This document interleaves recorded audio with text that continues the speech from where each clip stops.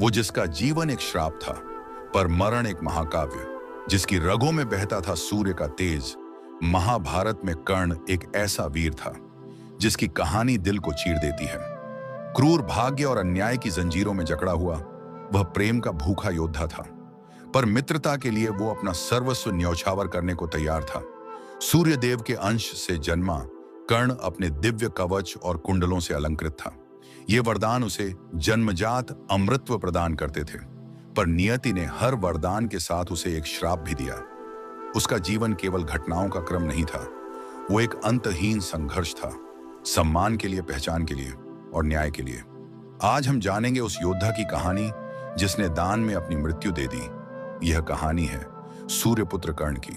हमारी कहानी शुरू होती है एक ऐसे युग में जहां देवता मनुष्यों के बीच विचरण करते थे, जहां राजमहलों की दीवारें मंत्रों और तप से गूंजती थीं। कुंती राज्य के राजा कुंती भोज यादव वंश के एक प्रतापी राजा थे। राजा कुंती भोज की कोई संतान नहीं थी, इसलिए उन्होंने अपनी भांजी प्रथा, जिसे प्रेम से लोग कुंती कहते थे, को अपनी पुत्री के रूप में अपनाया।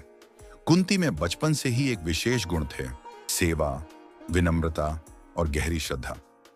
इसी बीच एक दिन उनके महल में आए महान तपस्वी ऋषि दुर्वासा पधारे। उनका तेज, उनका ज्ञान जितना प्रभावशाली था, उतना ही उनका क्रोध भी प्रसिद्ध था। दुर्वासा ऋषि को प्रसन्न करना आसान नहीं था, लेकिन यदि प्रसन्न हो जाए तो उनका आशीर्वाद जीवन की दिशा बदल सकता था। राजा कुंती भोज ने ऋषि दुर्वासा की सेवा का दायित्व कुंती को सौंपा। यह एक गहन जिम्मेदारी थी। कुंती ने पूरे समर्पण, विनम्रता और धैर्य से ऋषि की सेवा की। हर छोटे से छोटे कार्य में श्रद्धा। ऋषि संतुष्ट हुए और जाते जाते उन्होंने उस कन्या को एक दिव्य मंत्र दिया, एक ऐसा वरदान जिससे वह किसी भी देवता को आह्वान कर सकती थी और वह देवता स्वयं प्रकट होकर उसे संतान देंगे। कुंती ने उस वरदान को स्वीकार किया, पर उस समय उसे इस दिव्यता की गंभीरता का अनुमान नहीं था। एक अविवाहित कन्या के लिए यह मंत्र केवल शक्ति नहीं था, भाग्य का एक जटिल जाल बनने वाला था। एक दिन सुबह जब आकाश गुलाबी और स्वर्णिम रंगों से सजा हुआ था, कुंती अपने कक्ष में अकेली खड़ी थी। जिज्ञासा में डूबी उस मंत्र के रहस्य को जानने की इच्छा जाग उठी। क्या सच में यह मंत्र देवताओं को बुला सकता है? यह कोई वासना नहीं थी, कोई लालसा नहीं थी, केवल एक मासूम जिज्ञासा। कुंती ने सूर्य की ओर देखा और उच्चारित कर दिया वो मंत्र। क्षण भर में वातावरण बिजली सा थरथरा उठा। सूर्यदेव स्वयं प्रकट हुए। उनका रूप असहनीय तेज से चमक रहा था। समस्त कक्ष प्रकाश से भर गया। कुंती भयभीत थी, विस्मित थी, पर यह चमत्कारिक घटना अभी समाप्त नहीं हुई थी।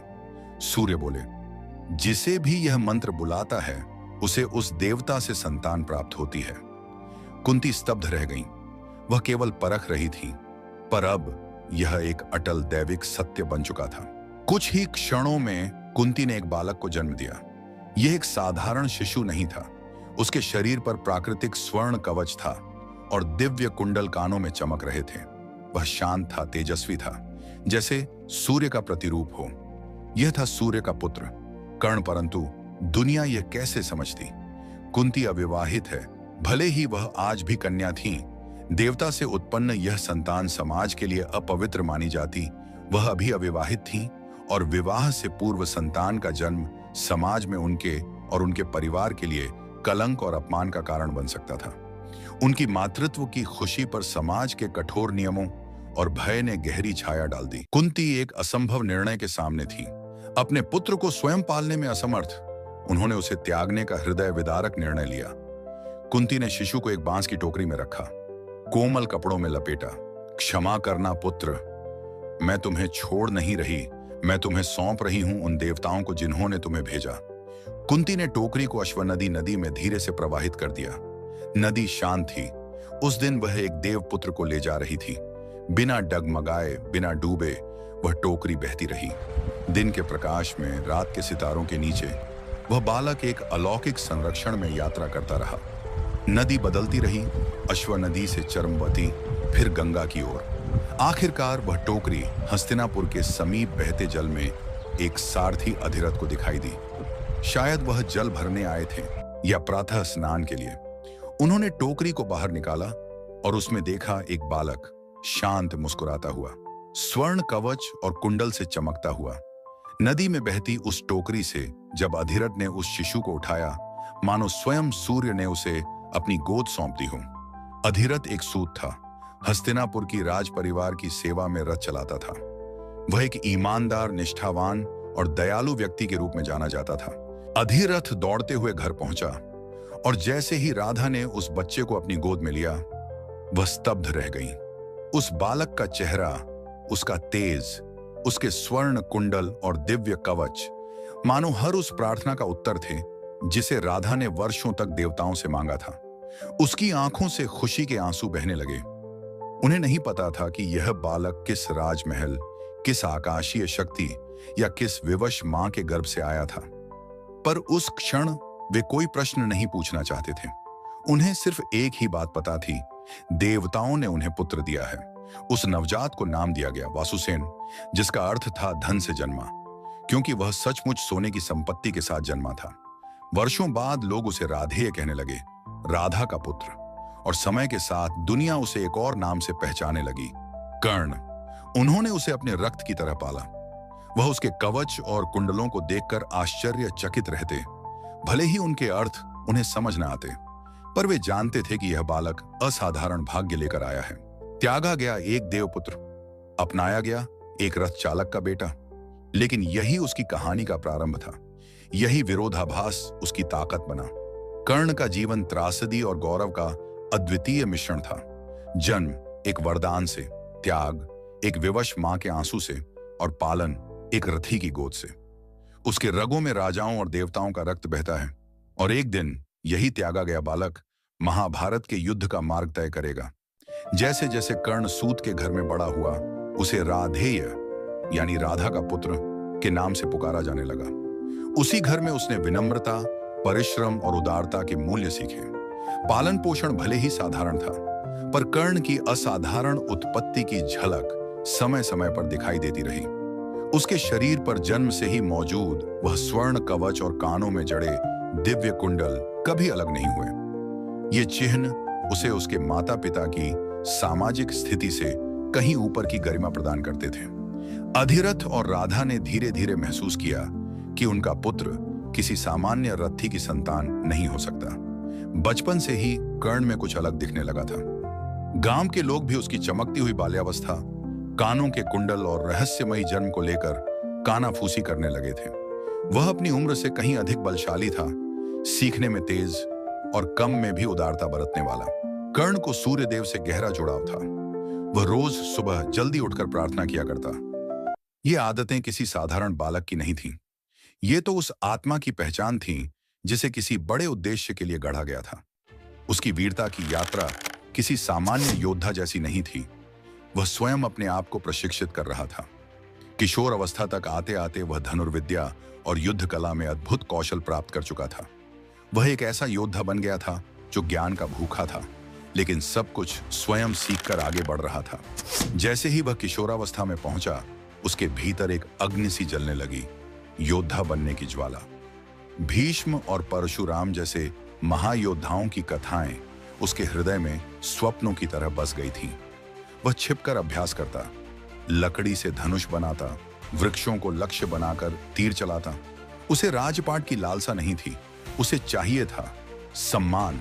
उसे अपने कौशल पर भरोसा था। उसे बस एक गुरु की तलाश थी। यह खोज उसे ले गई गुरु द्रोण के पास, जो कुरु राजकुमारों के शस्त्र गुरु थे। कर्ण ने पूरे विनय और आत्मविश्वास से उनके सामने निवेदन किया कि उसे उनके गुरुकुल में शिक्षा पाने दी जाए। लेकिन द्रोण ने कर्ण के संकल्प और मेहनत को नहीं देखा। उन्होंने देखा सिर्फ उसका वंश। एक रथी का पुत्र दिव्य अस्त्रों का ज्ञान नहीं पा सकता, द्रोण ने कठोरता से कह दिया। दरवाजा बंद हो गया।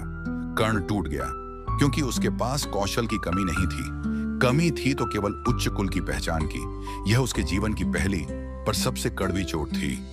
एक ऐसा घाव जिसने उसका जीवन बदल दिया। लेकिन उस अस्वीकृति ने कर्ण को तोड़ा नहीं, उसने उसे गढ़ा। महानता प्राप्त करने की प्रबल इच्छा के साथ कर्ण ने अब अपनी दृष्टि एक और महान गुरु पर केंद्रित की, परशुराम। एक ऐसा योद्धा साधु जो दिव्य अस्त्रों के झाता तो थे ही, लेकिन क्षत्रियों के प्रति उनकी कटुता भी प्रसिद्ध थी। क्षत्रियों से कटुता कारण परशुराम ने सिर्फ ब्राह्मणों को शिक्षा देने की शपथ खा रखी थी। उन्होंने प्रतिज्ञा की थी कि वे किसी क्षत्रिय को कभी शिक्षा नहीं देंगे। परंतु कर्ण रुकने वालों में नहीं था। उसने एक बड़ा निर्णय लिया। वह ब्राह्मण का वेश धारण कर परशुराम के शिष्य बनेगा। गुरु परशुराम के एकांत आश्रम में पहुंचकर कर्ण ने विनम्रता के साथ शरण मांगी। परशुराम उसकी निष्ठा और विनय से प्रसन्न हुए और उसे अपना शिष्य बना लिया। यहीं से शुरू हुई उस शिक्षा की यात्रा जिसके लिए कर्ण ने वर्षों तक तड़प उठाया था। दिन प्रतिदिन कर्ण ने गहन साधना से परशुराम के ज्ञान को आत्मसात किया। वह साहसी था, अनुशासित था और अपूर्व बुद्धिमत्ता का परिचायक भी। दिव्य अस्त्रों की विद्या उसके भीतर जैसे स्वाभाविक रूप से समा रही थी। परशुराम भी प्रभावित थे। उन्होंने कहा, यह बालक न केवल योग्य है बल्कि एक सच्चे योद्धा की तरह धर्म और मर्यादा में विश्वास भी रखता है। गुरु परशुराम के आश्रम में बिताए गए वो दिन कर्ण के जीवन के सबसे निर्णायक क्षण थे। वहां उन्होंने न केवल युद्ध की तकनीक सीखी बल्कि दिव्य अस्त्रों की वह विद्या भी प्राप्त की जो केवल कुछ गिने चुने महायोद्धाओं को ही प्राप्त होती है। कर्ण अब न केवल एक कुशल धनुर्धर था बल्कि शस्त्रों और मंत्रों का वह महान पांडित्य रखता था जो केवल ऋषियों और देवताओं को प्राप्त था। परशुराम ने उसे ब्रह्मास्त्र तक की दीक्षा दी, एक ऐसा अस्त्र जिसे बहुत कम लोग जान पाए थे। कर्ण अपनी पहचान छुपाए रहा और सोचता रहा कि उसका उद्देश्य इतना उच्च है कि उसकी यह छोटी सी माया क्षमा योग्य है। कुछ महीनों में ही कर्ण परशुराम के सबसे प्रिय शिष्यों में गिना जाने लगा। और फिर एक दोपहर, धूप तेज थी, प्रशिक्षण समाप्त हुआ था। परशुराम ने विश्राम के लिए कर्ण से कहा, मेरे लिए मृग छाल लाओ, मैं विश्राम करूंगा। कर्ण ने मृग छाल लाने की बजाय अपनी जांग को ही गुरु के सिरहाने बना दिया। गुरु शांत होकर सो गए। तभी एक तीखा कीड़ा घास से निकलकर कर्ण की जांग में घुस गया और उसे काटने लगा। पीड़ा असहनीय थी, रक्त बहने लगा, लेकिन कर्ण चुपचाप बैठा रहा। उसने अपनी आंख तक नहीं झपकाई क्योंकि गुरु की नींद भंग न हो। जब रक्त की धार गुरु के चेहरे तक पहुंची तब परशुराम की नींद टूटी। उन्होंने देखा कर्ण की जांग से रक्त बह रहा है। परशुराम बोले, ये रक्त कहां से आया? कर्ण ने शांति से उत्तर दिया, गुरुदेव, मुझे एक कीड़े ने काटा है। परशुराम का चेहरा गंभीर हो गया। कोई ब्राह्मण पुत्र इतनी पीड़ा चुपचाप कैसे सह सकता है? यह सहन शक्ति केवल किसी क्षत्रिय की हो सकती है। और तभी वह रहस्य खुल गया। कर्ण ने अपने गुरु के चरणों में गिरकर सच्चाई स्वीकार की। मैं जन्म से ब्राह्मण नहीं हूं, मैं एक रथी, एक सूत पुत्र हूं, परंतु मेरी तृष्णा केवल ज्ञान की थी, कोई अपमान का उद्देश्य नहीं था। लेकिन परशुराम के हृदय में विश्वासघात की पीड़ा गहराई तक उतर चुकी थी। उन्होंने कांपते स्वर में कहा, जिस ज्ञान को तूने छल से पाया है उसी ज्ञान को तुझे एक दिन धोखा देगा। जब तू अपने जीवन की सबसे कठिन घड़ी में होगा, तेरा स्मरण तुझे ही धोखा देगा। श्राप के कारण युद्ध के निर्णायक क्षण में जब उन्हें ब्रह्मास्त्र की सबसे ज्यादा जरूरत होगी तो वे इसके मंत्र भूल जाएंगे। कर्ण स्तब्ध रह गया। यह एक श्राप था जिसने उसके भविष्य को बदल कर रख दिया। परशुराम ने अपना मुंह मोड़ लिया और कर्ण को अपने आश्रम से निष्कासित कर दिया। एक छल और एक जीवन भर का श्राप। कर्ण टूट चुका था। अकेलेपन में भटकते हुए वह जंगलों में निकल पड़ा। और तभी दूसरा प्रहार। झाड़ियों में हलचल हुई। कर्ण को लगा कोई जंगली पशु आ रहा है। उसने तीर उठाया, प्रत्यंचा खींची और चला दिया। चीत्कार गूंजी। वह कोई जानवर नहीं था, वो एक ब्राह्मण की गाय थी। कर्ण ने अनजाने में उसे मार डाला था। कर्ण तुरंत दौड़ा, क्षमा मांगी, हाथ जोड़े, लेकिन ब्राह्मण ने कहा, जिस तरह तूने मेरी निर्दोष गाय को उस क्षण मारा जब वह असावधान थी, ठीक वैसे ही एक दिन तू भी मारा जाएगा, जब तू अपने रथ में फंसा होगा, असहाय होगा और कोई तुझे मार डालेगा। दूसरा श्राप। कुछ ही दिनों में दो श्राप। एक महान आत्मा भी शायद टूट जाती, लेकिन कर्ण नहीं टूटा। कुछ पल को उसे ऐसा लगा जैसे वह विधि का निशाना बन गया हो, हर पीड़ा उसी पर लक्षित हो। लेकिन कर्ण ने हार नहीं मानी। वह लौट आया अपने माता पिता के पास, वृद्ध राधा और अधिरथ के पास। उसने परशुराम से मिली विद्या का वर्णन किया, लेकिन उसके बदले मिले श्राप को चुपचाप अपने हृदय में छुपा लिया। दिन बीते, कर्ण चुपचाप अपने जख्मों को सहलाता रहा। वह कभी कभी अपने शरीर पर जड़े स्वर्ण कवच को छूता, मानो उसमें शक्ति खोजता हो। यह सूर्य देव का आशीर्वाद था। और तभी उसे एक समाचार मिला। हस्तिनापुर में गुरु द्रोण एक महायोद्धा प्रदर्शन प्रतियोगिता का आयोजन कर रहे थे। सभी राजकुमार और योद्धा उसमें भाग लेंगे, विशेषकर अर्जुन, जो उस समय तक काफी प्रसिद्ध हो चुके थे। कर्ण की आंखों में एक बार फिर ज्वाला जली। अब वक्त था अपनी योग्यता को साबित करने का। कर्ण के सामने अब अवसर था कि वह हस्तिनापुर के श्रेष्ठ राजकुमारों के समक्ष खड़ा हो, विशेष रूप से अर्जुन के सामने, जो गुरु द्रोण का प्रिय शिष्य था और जिसकी वीरता की चर्चा पूरे आर्यावर्त में फैल चुकी थी। कर्ण तैयार था। उसने निर्णय लिया, वह हस्तिनापुर जाएगा और इस प्रतियोगिता में भाग लेगा। त्रासदी के बीज तो बोए जा चुके थे, परंतु कर्ण की कथा अभी अधूरी थी। एक नई रणभूमि उसकी प्रतीक्षा कर रही थी। हस्तिनापुर का रंगभूमि उत्साह से भर उठा था। राजा धृतराष्ट्र के दरबारी, सभासद और नगरवासी बड़ी संख्या में एकत्रित हुए थे। यह कोई साधारण प्रतियोगिता नहीं थी। यह था वर्षों के प्रशिक्षण के बाद कौरवों और पांडवों के शस्त्र कौशल का सार्वजनिक प्रदर्शन। गुरु द्रोणाचार्य ने एक भव्य धनुर्विद्या प्रतियोगिता का आयोजन किया था। राजसभा में राजा धृतराष्ट्र विराजमान थे। आंखों से नहीं, लेकिन अपने सच्चे सेवक संजय के वर्णन से प्रत्येक दृश्य को सुन रहे थे। रानी कुंती, रानी गांधारी और अन्य राजमहल की स्त्रियां भी एक ऊंचे मंच से इस आयोजन को देख रही थीं, कुछ चिंता, कुछ गर्व और भविष्य की आशंकाओं के साथ। चारों ओर आम जनता भी जुटी थी। जनमानस इस प्रतियोगिता को केवल एक तमाशा नहीं, बल्कि महाकाव्य के भविष्य के पन्नों को अपनी आंखों से बनते देख रहा था। गुरु द्रोण की अगुवाई में एक एक करके सभी राजकुमार रंगभूमि में उतरे। सबसे पहले पांडवों में ज्येष्ठ युधिष्ठिर ने धनुर्विद्या का प्रदर्शन किया। एकाग्रता, संयम और निशाने पर तीव्र नियंत्रण। फिर बारी आई अन्य राजकुमारों की। कभी कोई तलवार घुमाता तो कोई भाले से निशाना साधता, कहीं ढाल का संतुलन दिखता तो कहीं गदा और जालियों का कौशल। यह केवल युद्ध कला नहीं थी, यह गौरव, परंपरा और भविष्य की परीक्षा थी। लेकिन तभी एक ऐसा क्षण आया जिसने पूरी रंगभूमि का तापमान बदल दिया। भीम पांडवों में द्वितीय और दुर्योधन कौरवों में ज्येष्ठ एक दूसरे के समक्ष गदा लिए रंगभूमि में उतर आए। उनकी प्रतिद्वंद्विता वर्षों पुरानी थी और आज वह गदा युद्ध की गर्जना में फूट पड़ी। भीम और दुर्योधन दोनों शेरों की तरह दहाड़ते हुए भिड़े। गदा की हर चोट में गूंज थी, आक्रोश था और एक अघोषित युद्ध की आहट भी। दर्शक दो पक्षों में बढ़ गए। क्षण भर में वह युद्ध प्रदर्शन एक विकराल द्वंद्व में बदल गया। गुरु द्रोण को स्थिति की गंभीरता समझ आई। उन्होंने तुरंत अपने पुत्र अश्वत्थामा को आदेश दिया, युद्ध रोको, इससे पहले कि यह प्राणघातक हो जाए। युद्ध रुका, लेकिन रंगभूमि में अभी भी आवेश की ज्वाला जल रही थी। इस ऊर्जा को एक दिशा देने के लिए द्रोणाचार्य ने अब अपने सर्वश्रेष्ठ शिष्य का नाम पुकारा। अब बारी है अर्जुन की। द्रोण ने अर्जुन को न केवल अपने शिष्य के रूप में, बल्कि इंद्रपुत्र और शस्त्रों के अधिपति के रूप में प्रस्तुत किया।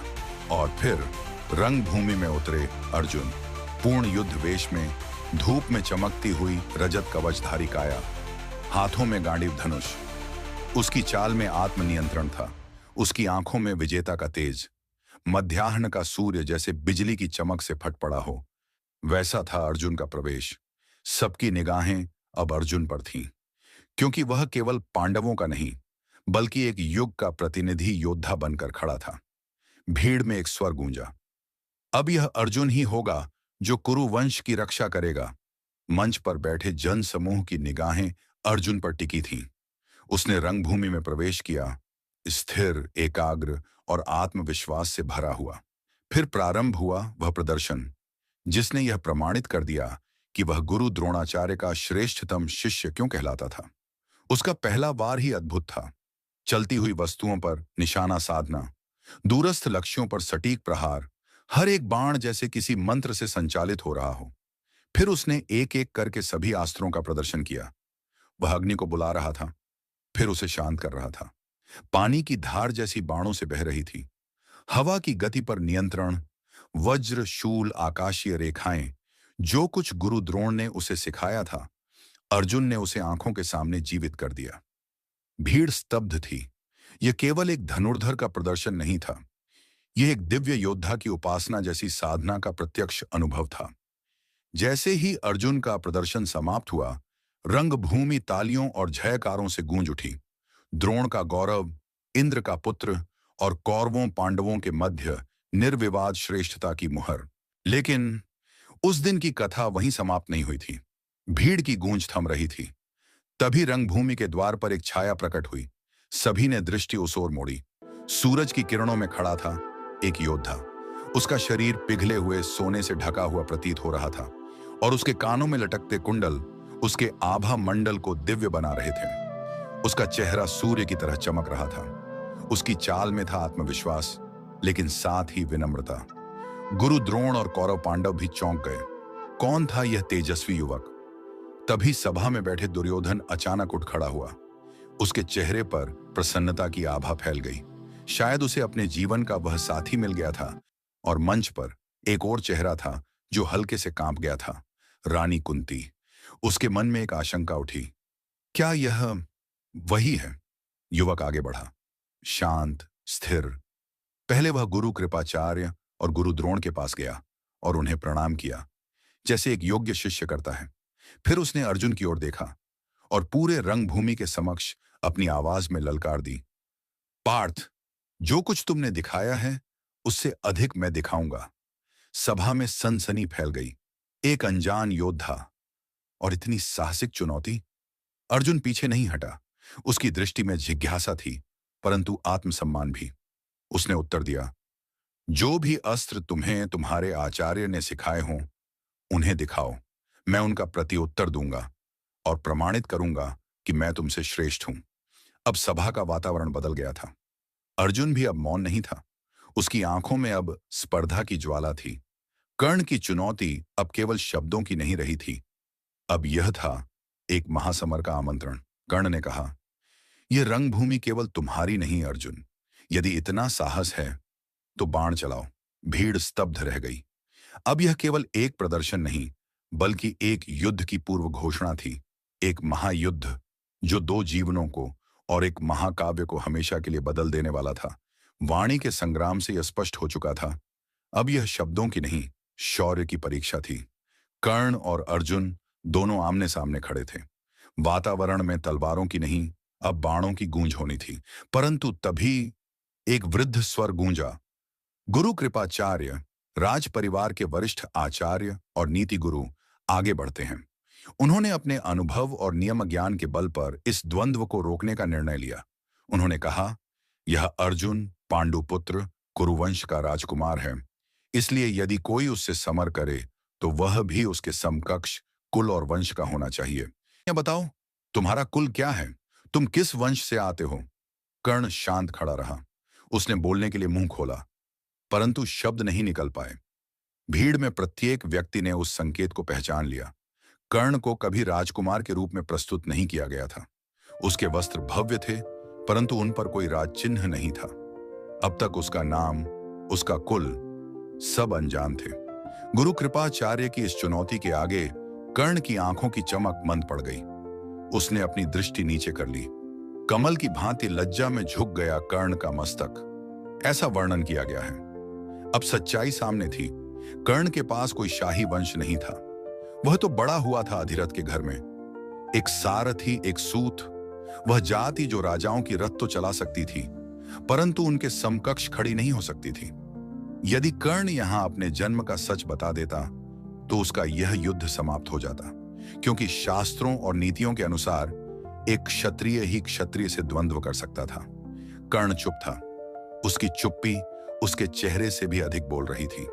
भीड़ अब सशंकित थी। क्या यह स्वर्ण वर्ण वाला धनुर्धर जिसने अर्जुन को चुनौती दी थी वास्तव में किसी निम्न वंश का था? गुरु द्रोण भी निश्चल खड़े थे, शस्त्र विधान से बंधे हुए। यदि कर्ण राजवंशी नहीं निकला तो यह युद्ध नियमों के विरुद्ध होगा। एक और महान अवसर कर्ण के भाग्य की दीवार से टकराकर बिखर गया। कर्ण की चुप्पी अब अपमान में बदलने ही वाली थी। तभी मंच के एक छोर से आवाज आई, रुको! दुर्योधन उठ खड़ा हुआ। उसकी आंखों में क्रोध था, परंतु वह कर्ण के लिए था, कर्ण के विरुद्ध नहीं। क्या केवल जन्म ही किसी योद्धा की योग्यता का निर्धारण करता है? दुर्योधन ने ऊंचे स्वर में पूछा। नहीं, एक सच्चा योद्धा उसकी वीरता से जाना जाता है, न कि उसके कुल से। दुर्योधन ने कहा, शौर्य और साहस ही क्षत्रिय के लक्षण हैं। उसने कर्ण की ओर इशारा किया। बताओ, क्या कोई मृग शावक सिंह को जन्म दे सकता है? यह बालक जिसकी देह पर सूर्य सी आभा है, जिसके वक्ष पर स्वर्ण कवच है, कानों में दिव्य कुंडल, क्या यह कोई तुच्छ जन्म का हो सकता है? कर्ण दुर्योधन की आंखों में एक राजा के समान प्रतीत हो रहा था। फिर दुर्योधन ने इतिहास रच दिया। उसने मंच से घोषणा की, यदि अर्जुन केवल किसी राजा से ही युद्ध करेगा, तो आज और इसी क्षण मैं इस महायोद्धा कर्ण को अंग देश का राजा घोषित करता हूं। सभा में एक पल के लिए सन्नाटा छा गया। राजा अंगराज कर्ण, यह घोषणा दुर्योधन के अधिकार में थी। दुर्योधन ने स्वयं कर्ण के मस्तक पर राज्याभिषेक की पगड़ी बांधी। सभा जो पहले स्तब्ध थी, और कर्ण, वह भाव विभोर था। उसने दुर्योधन की ओर देखा और कहा, हे नरसिंह, मैं आपके इस उपकार का बदला क्या दे सकता हूं? मेरे पास कुछ नहीं, बस मेरा जीवन है। मैं आपके आदेशों का पालन करूंगा और अंतिम सांस तक आपका सखा बना रहूंगा। दुर्योधन मुस्कुराया। उसने कहा, मुझे कुछ नहीं चाहिए, बस तुम्हारी मित्रता चाहिए। और वहीं रंगभूमि के बीचों बीच दोनों ने एक दूसरे को आलिंगन में भर लिया। भीड़ देख रही थी, इतिहास लिखा जा रहा था, और उस दिन महाभारत की सबसे शक्तिशाली मित्रता की शुरुआत हुई, दुर्योधन और कर्ण। लेकिन वहीं सभा के बीच भीम ने कर्ण का अपमान किया, हंसते हुए, कटाक्ष करते हुए। हे रथ सारथी के पुत्र, भीम बोला, तेरा भाग्य अर्जुन के हाथों वीर गति नहीं, बल्कि रथ चलाना है। अपने असली काम पर लौट जा और कोड़ा संभाल। भीम की अगली पंक्ति और भी विषैली थी। जिस प्रकार कोई भटका कुत्ता यज्ञ की हवन सामग्री चाटने का अधिकारी नहीं, उसी प्रकार तू भी किसी राज्य का शासक बनने योग्य नहीं। कर्ण चुप था। कर्ण ने कोई उत्तर नहीं दिया, वह चुप रहा। परंतु दुर्योधन खड़ा हो गया, आग की तरह। बस, उसने गरजते हुए कहा, एक योद्धा की प्रतिष्ठा उसके जन्म से नहीं, बल्कि उसकी वीरता से होती है। यदि कर्ण में क्षत्रिय की योग्यता है, तो उसे क्षत्रिय जैसा सम्मान भी मिलेगा, चाहे उसका जन्म कोई भी हो। फिर दुर्योधन ने समस्त सभा को चुनौती दी। यदि कोई भी यह सहन नहीं कर सकता कि कर्ण आज अंग का राजा है, तो वह सामने आए, अपना रथ सजा ले, धनुष चढ़ा ले और युद्ध करे। सभा मौन हो गई। न कोई राजकुमार उठा, न कोई योद्धा। उस चुनौती के आगे दुर्योधन ने समाज की सारी रूढ़ियां तोड़ दी। कर्ण अब अकेला नहीं था, अब वह एक स्वीकृत योद्धा था, जिसके पीछे खड़ा था हस्तिनापुर का युवराज स्वयं। सूरज अब क्षितिज को छू रहा था, प्रकाश मंद हो चुका था। नियमों के अनुसार संध्या के बाद युद्ध प्रदर्शन की अनुमति नहीं थी। घोषणा हुई, दिवस का युद्ध प्रदर्शन समाप्त। परंतु इस दिन की स्मृति शाम तक सीमित नहीं रही। सभा के लोग लौट रहे थे, परंतु उनके मन में अब द्वंद्व था। क्या अर्जुन आज भी श्रेष्ठ था, या वह योद्धा जिसे किसी ने पहचाना तक नहीं? कर्ण, जो अर्जुन की समकक्षता तक पहुंचा और एक राज्य अर्जित कर गया, क्या वही सच्चा विजेता था? यह रंगभूमि की समाप्ति नहीं थी, बल्कि आरंभ था एक युगांतरकारी कथा का, जहां पांडव और कौरवों की नियति अब कर्ण के साथ जुड़ चुकी थी। कर्ण का राज्याभिषेक तो हुआ था, पर सबसे गहरी हलचल किसी और के भीतर थी। रानी कुंती चुपचाप उस भव्य सभा से बाहर निकल रही थी, लेकिन उनके मन में एक तूफान उमड़ रहा था। भीड़ के बीच से उन्होंने उस युवक को देखा, जो अब अंग देश का नवनियुक्त राजा था। वही युवक जिसे उन्होंने कभी अपने गर्भ से जन्म दिया था, जिसे कभी एक पाप समझकर नदी की धाराओं के हवाले कर दिया था। आज वह उनके सामने खड़ा था, सुवर्ण कवच और दिव्य कुंडलों के साथ, उसी पहचान के साथ जिससे वह मां उसे कभी भूल नहीं सकी। उस पल में कुंती की आंखों में पीड़ा भी थी और गर्व भी। कर्ण जीवित था। वह न केवल जीवित था, बल्कि सम्मानित भी था। एक योद्धा, एक राजा। उसका कद और यश अब पूरे आर्यावर्त में फैल चुका था। लेकिन इसी गर्व के नीचे छिपा था एक डर, एक ऐसा भय जो उसकी आत्मा को झकझोर रहा था, क्योंकि अब वह जान चुकी थी अर्जुन और कर्ण दोनों उसके पुत्र हैं। दो योद्धा जो आज आज ही आमने सामने युद्ध करने वाले थे। और यदि यह पहचान आज उजागर हो जाती तो क्या होता? दुर्योधन के माध्यम से वह अंग का राजा बना और औपचारिक रूप से कुरु राज परिवार में सम्मिलित हो गया। उसी दिन से कर्ण ने अपने जीवन की सबसे बड़ी प्रतिज्ञा ली, दुर्योधन के प्रति निष्ठा। उस एकमात्र व्यक्ति के लिए जिसने तब उसका हाथ थामा था जब पूरी दुनिया ने उसे ठुकरा दिया था। दुर्योधन ने कर्ण में न केवल एक मित्र देखा, बल्कि एक ऐसा सेनापति भी पाया जो पांडवों के प्रभाव को चुनौती दे सकता था। राजनीतिक रूप से यह कदम चतुर भी था और साहसी भी। अब हस्तिनापुर की शक्ति संतुलन की धुरी झुकने लगी थी। कर्ण भी अब केवल एक योद्धा नहीं रहा, वह एक रणनीतिकार बन चुका था।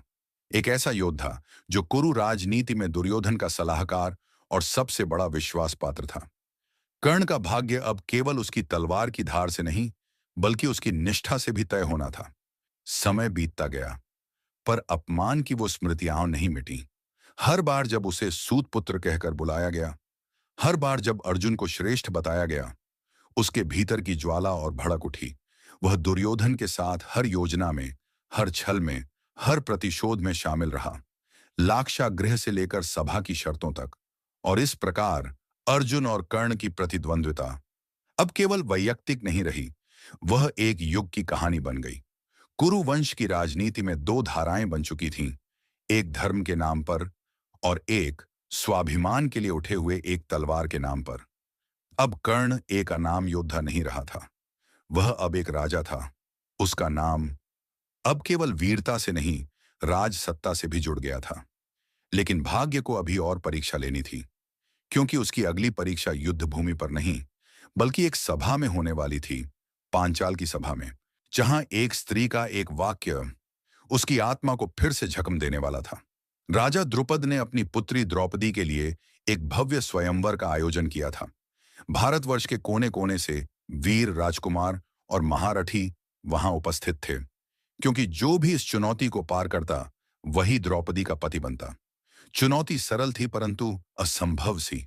एक विशाल धनुष को चढ़ाना और फिर एक घूमती हुई मछली की आंख को केवल तेल में पड़ती उसकी परछाई देखकर तीर से भेद देना। सामान्य पुरुषों के लिए यह कार्य नहीं था। एक एक करके कई वीर आए, कई राजाओं ने प्रयास किया, पर कोई सफल ना हो सका। तभी वहां एक दिव्य आभा से चमकता हुआ योद्धा आगे बढ़ा, कर्ण। कर्ण ने बिना किसी संकोच के धनुष उठाया और केवल एक ही प्रयास में उसे चढ़ा भी दिया। सभा स्तब्ध थी, वह तीर उठाने ही वाला था। विजय उसके एक क्षण भर की दूरी पर थी। तभी एक स्वर गूंजा, साफ, दृढ़ और चुभता हुआ, मैं किसी सूत पुत्र से विवाह नहीं करूंगी। ये आवाज स्वयं द्रौपदी की थी। उसने कर्ण की ओर देखकर पूरे दरबार के समक्ष यह वाक्य बोला। सभा सन्न हो गई, शब्द हवा में ठहर गए। कर्ण का हाथ वहीं रुक गया। धनुष अब भी उसके हाथ में था, परंतु उसका गौरव टूट चुका था। कर्ण कुछ न बोला, न विरोध किया, न रोष जताया। उसने केवल धनुष को नीचे रखा और सभा से बाहर निकल गया, शांत, गरिमामयी, पर भीतर से बुरी तरह घायल। उस अपमान ने कर्ण के हृदय में एक घाव छोड़ दिया जो जीवन भर नहीं भरा। यह क्षण कर्ण के भीतर एक ऐसी चिंगारी छोड़ गया था जो वर्षों बाद कौरव दरबार की सबसे अंधकारमय घटना के रूप में जाना जाएगा। उस दिन बोए गए कटुता के बीज एक दिन घने विषैले वृक्ष बनकर फूटेंगे। कुछ ही क्षणों बाद एक ब्राह्मण वेशधारी युवक आगे बढ़ा, धनुष उठाया और लक्ष्य भेद दिया। वह अर्जुन था। द्रौपदी को अब उसका पति मिल चुका था, पर उस स्वयंवर ने केवल एक विवाह नहीं जोड़ा, बल्कि एक शत्रुता की नींव भी रख दी। समय बीतता गया, राज्य बने, राज्य गिरे, परंतु कर्ण की निष्ठा दुर्योधन के प्रति अटूट रही। और जब पांडवों को नष्ट करने की योजना बनी, एक षड्यंत्रपूर्ण जुए की सभा में, तो कर्ण चुपचाप पर पूर्ण रूप से दुर्योधन के साथ खड़ा था। यह वह क्षण था जब निष्ठा और धर्म के बीच की रेखा धुंधली हो चुकी थी, जब पांडव और कौरव वयस्क हो चुके थे, हस्तिनापुर की हवा में तनाव घुल चुका था। सभी जानते थे कि टकराव निकट है, पर युद्ध से पहले परीक्षा होगी दरबार में। वो दिन आया जब धृतराष्ट्र ने एक जुए की सभा का आयोजन किया। पांडवों को आमंत्रित किया गया और उनके साथ भाग्य ने छल किया। युधिष्ठिर हारते गए, राज्य, धन, राजकुमार, स्वाभिमान, और अंततः उन्होंने हार दी द्रौपदी को। सभा सन्न हो गई। एक रानी, एक स्त्री, पांचों पांडवों की पत्नी अब दाम की वस्तु बनाकर दरबार में घसीटी गई। कर्ण अपने मित्र दुर्योधन के साथ राज सिंहासन के पास बैठा था। उसकी निष्ठा अडिग थी, पर आज उसकी निष्ठा एक भयानक परीक्षा से गुजरेगी। विकर्ण, दुर्योधन का छोटा भाई, द्रौपदी के पक्ष में खड़ा हुआ। उसने पूछा, क्या किसी को अधिकार है किसी और को दांव पर लगाने का, जब उसने स्वयं को ही हार दिया हो? सभा में एक क्षण के लिए नैतिकता जागी, परंतु कर्ण ने तत्काल विकर्ण को झिड़क दिया। वह गरज पड़ा, द्रौपदी को जीतना दुर्योधन का अधिकार है। फिर जो शब्द कर्ण ने कहे, उन्होंने उसकी छवि पर कभी न मिटने वाला धब्बा छोड़ दिया। वह बोला, जिस स्त्री के 5 पति हैं, वह अनेक वशगा है, बहुतों के अधीन। वह कोई रानी नहीं, बल्कि एक वेश्या के समान है। सभा स्तब्ध थी। भीष्म, द्रोण सभी मौन। कर्ण, जो सदा दानवीर और मर्यादा पुरुष के रूप में जाना गया, आज वाणी के विष में डूब चुका था। उसने द्रौपदी के वस्त्र हरण को प्रोत्साहित किया। दुशासन आगे बढ़ा। द्रौपदी के वस्त्र खींचे जाने लगे। द्रौपदी धर्म, मर्यादा और मानवीय गरिमा की पुकार बनकर सभा में विलाप कर उठी। परंतु कर्ण, जो कभी सच्चे साहस का प्रतीक था, वह आज मौन रहा, या कहें उत्साहित करता रहा। यह क्षण था कर्ण की निष्ठा की सबसे गहरी परीक्षा। उसने अपने मित्र को प्रसन्न करने के लिए अपने धर्म, अपनी मर्यादा और अपने जीवन की नींव को भुला दिया। बाद में कर्ण ने स्वीकार किया, मैंने यह सब दुर्योधन की निष्ठा में कहा। मेरे शब्द मेरे नहीं थे, लेकिन पाप हो चुका था। वह धर्म से च्युत हो गया था। एक ऐसा कार्य जिसका बोझ उसके अंतर्मन पर जीवन भर बना रहा। महाभारत कहती है, कर्ण को इस व्यवहार पर पश्चाताप हुआ। पांडव वनवास चले गए और द्रौपदी की मर्यादा चमत्कारिक रूप से बच गई। परंतु कर्ण उस दरबार की दीवारों में एक छाया की तरह रह गया, जो अपने ही आदर्शों से पराजित हो चुका था। कर्ण की परीक्षा अब भी समाप्त नहीं हुई थी।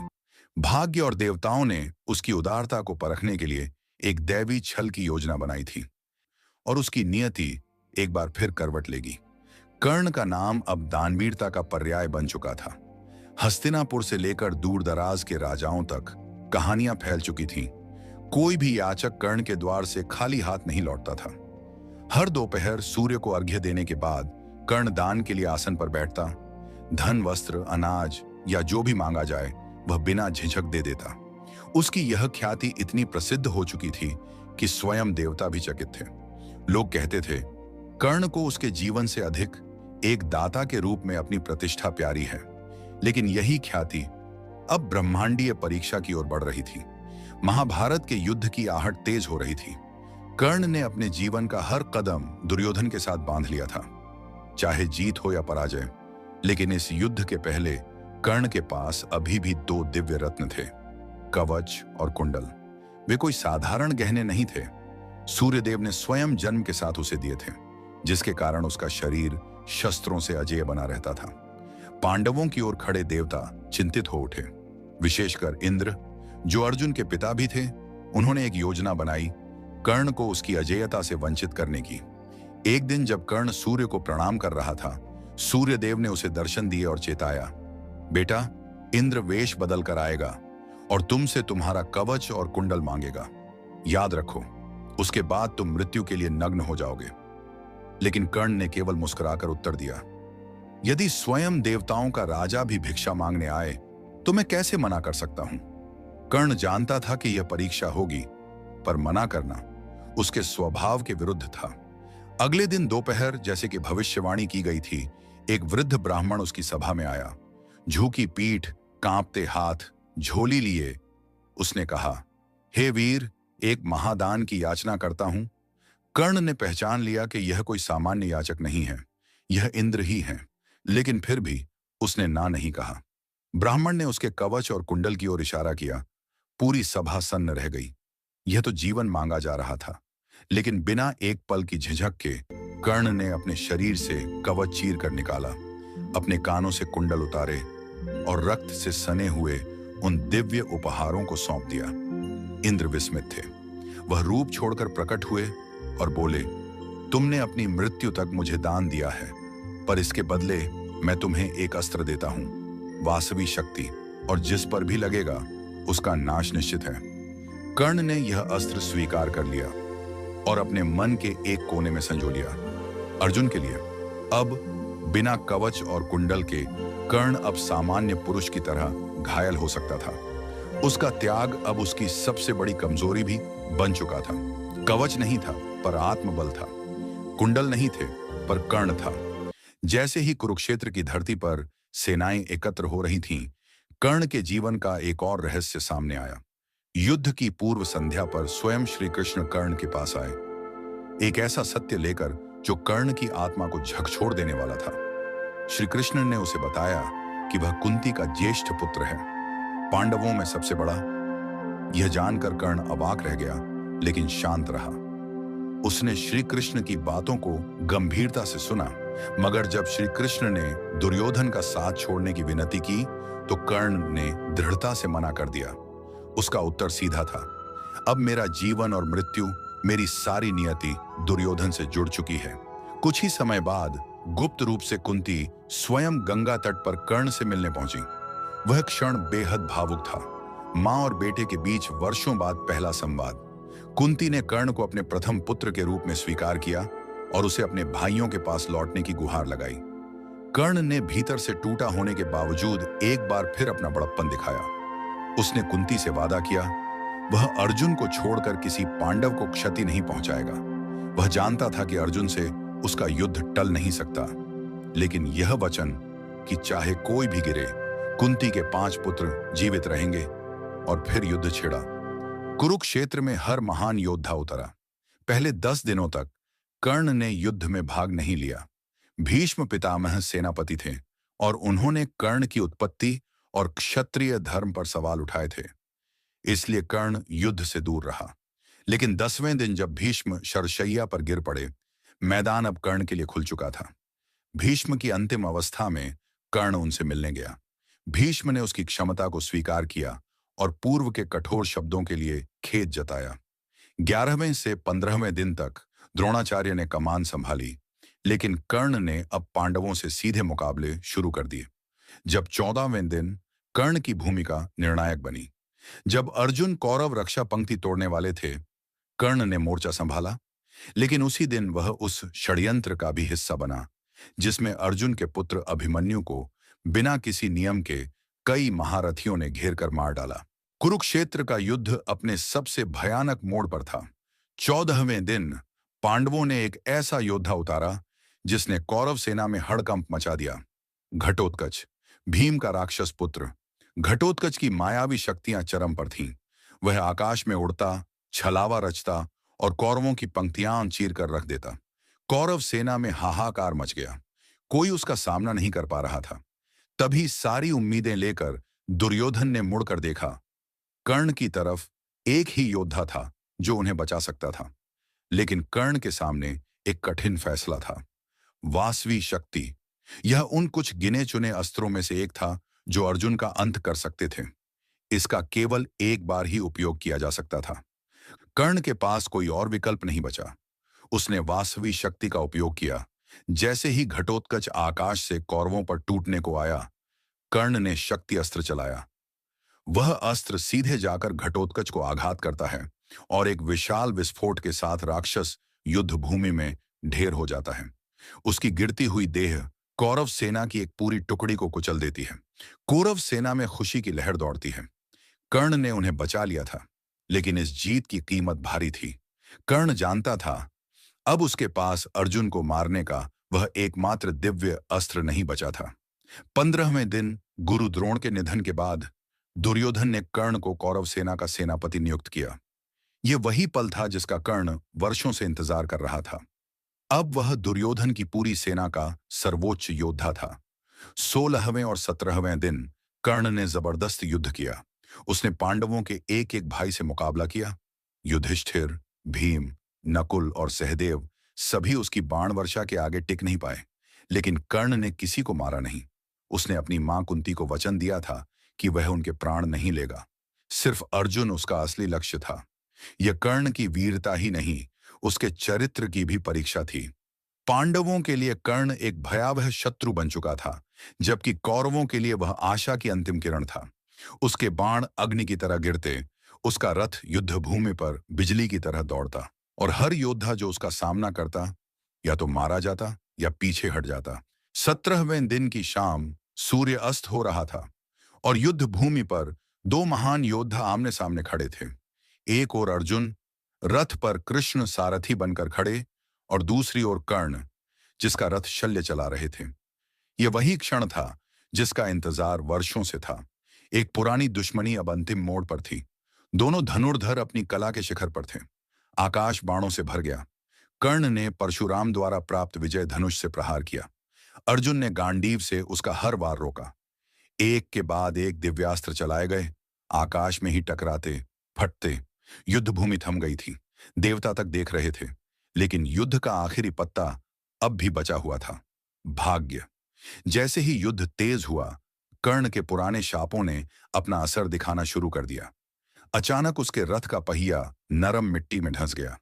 कर्ण ने घोड़ों को संभालने की कोशिश की। शल्य ने रथ खींचा, पर पहिया हिला तक नहीं। यही वह पल था जिसकी भविष्यवाणी उस ब्राह्मण ने की थी, जिसकी गाय कर्ण से गलती से मारी गई थी। कर्ण ने जल्दी से ब्रह्मास्त्र उठाया ताकि आखिरी वार अर्जुन पर कर सके, लेकिन याद नहीं आया, मंत्र ही भूल गया। परशुराम का शाप अब साकार हो गया था। कर्ण अब निहत्था था, थका हुआ। बदन तीरों से छलनी था, रथ कीचड़ में ढंसा हुआ था, मानो युद्ध भूमि खुद ही उसका साथ छोड़ रही हो। वासवी शक्ति भी घटोत्कच पर खर्च हो चुकी थी। ऐसा लग रहा था मानो भाग्य उसका मजाक उड़ा रहा हो। उन्होंने युद्ध रोकने के लिए अर्जुन से निवेदन किया। युद्ध के नियमों के अनुसार ऐसा करना सही नहीं था। अर्जुन हिचकिचाया, लेकिन कृष्ण ने याद दिलाया, यह युद्ध धर्म की स्थापना के लिए है, और कर्ण ने कई बार अधर्म का साथ दिया है। उसने अंतिम बाण छोड़ा। बाण सीधा जाकर कर्ण की छाती में धंसा। वही छाती जहां पहले कभी दिव्य कवच था, जो अब नहीं था। वह घुटनों पर गिरा, और उस क्षण सूर्य अस्त हो गया, जैसे स्वयं सूर्य भी अपने पुत्र की मृत्यु नहीं देखना चाहता था। कर्ण, वो योद्धा जिसने पूरी जिंदगी न्याय के लिए, सम्मान के लिए और दोस्ती के लिए लड़ाई लड़ी थी, अब कुरुक्षेत्र की धूल में गिरा पड़ा था। 17वें दिन सूर्य अस्त हुआ, और कर्ण का जीवन भी। एक ऐसा योद्धा जो अपराजेय था, लेकिन किस्मत और शापों की साजिश से हार गया। कर्ण का सिर जमीन पर गिरा, और उसके साथ ही खत्म हुआ महाभारत के सबसे दुखद नायक का अध्याय। कहते हैं, अंतिम सांसों में कर्ण के चेहरे पर एक हल्की मुस्कान थी, जैसे वर्षों का बोझ उतर गया हो। कर्ण की मौत ने दुर्योधन के अभियान की आखिरी उम्मीद भी खत्म कर दी। युद्ध भूमि पर पांडव और कौरव दोनों ही पक्षों के योद्धा सिर झुकाए खड़े थे। हारने के बाद भी कर्ण का साहस उन्हें सम्मान देने पर मजबूर कर गया।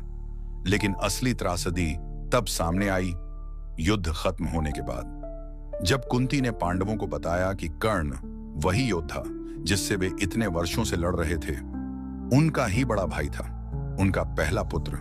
युधिष्ठिर के पैरों तले जमीन खिसक गई। पांडवों ने कर्ण का अंतिम संस्कार पूरे राजकीय सम्मान के साथ किया। इतिहास में कर्ण खलनायक नहीं, बल्कि एक महानायक, एक अमर प्रतीक। उसकी कहानी महाभारत में सबसे मार्मिक अध्याय बन गई, जिसे सदियों तक याद किया जाएगा।